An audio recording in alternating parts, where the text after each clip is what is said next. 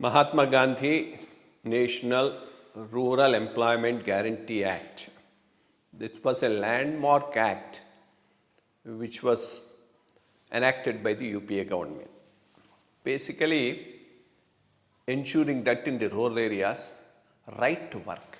Anybody who wants a work can go register himself and he will get a work. And accordingly, this has been drafted, very well drafted. In fact, a lot of powers are left with the local Grama Sabha so that what works to take up, how to execute, all that decision is taken by them. Muster rolls are maintained. Earlier in the Food for Works program and others, there was this problem of, for the labor component also, machinery being used and amount being claimed. But on that also there were a lot of restrictions and better vigilance, and this time it did not happen. This act has actually delivered well as far as the rural areas are concerned. In fact, the expenditure on this program during the last 10 years of India government is far more than what it was under the first 10 years of UPA government.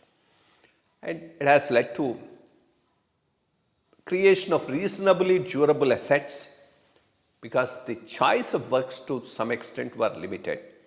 So the durability, yes, there is some question mark on that, but still it has overall done well. More importantly, this has helped in preventing, arresting rural migration to urban areas. Urban infrastructure is already creaking, is in a bad shape, and more people migrate.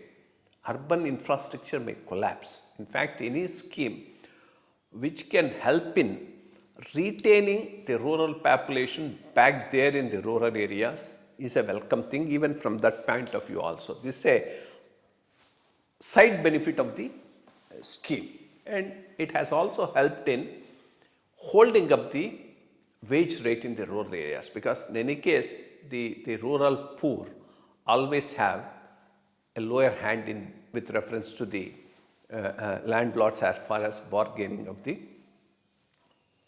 wage is concerned. But after 20 years of implementation of any scheme, a scheme needs a review and a relook. I think that's what the VG Ramji Ram, the way it is now newly coined, looks at the whole scheme. Point is, either you call it VB Ramji Ram scheme or the earlier NREGA, they cannot be permanent schemes. There can only be temporary schemes to cushion before there is a large scale skill upgradation.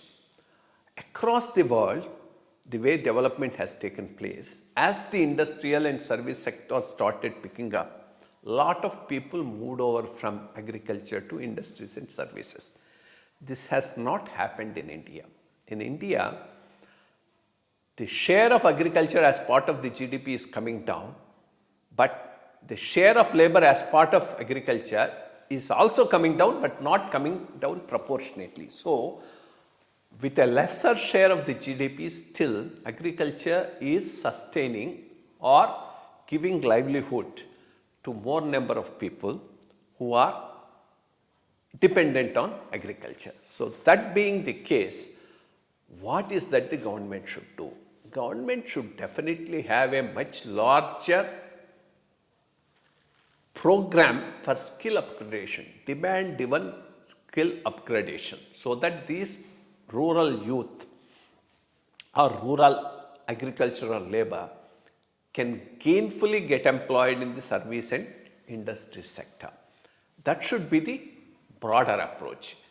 Till that happens, yes, the MGNREGA or the VG Ramji Ram should cushion the impact so that the livelihoods are protected and a reasonable wage rate is made available to them.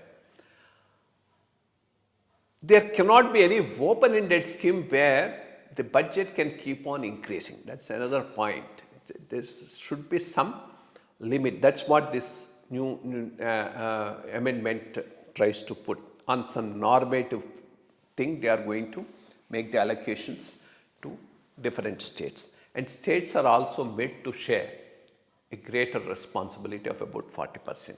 But as far as this particular thing is concerned, my apprehension is there are states who have the fiscal space to take up that 40% responsibility.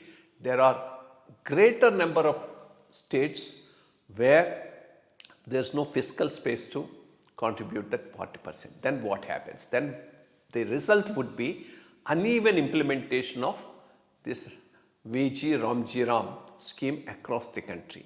States where they have the fiscal space to contribute, they may be in a position to contribute and take advantage of the scheme. States which are already overburdened and have no fiscal space and have committed themselves to a lot of freebies may not be able to contribute the 40% and then ground the schemes.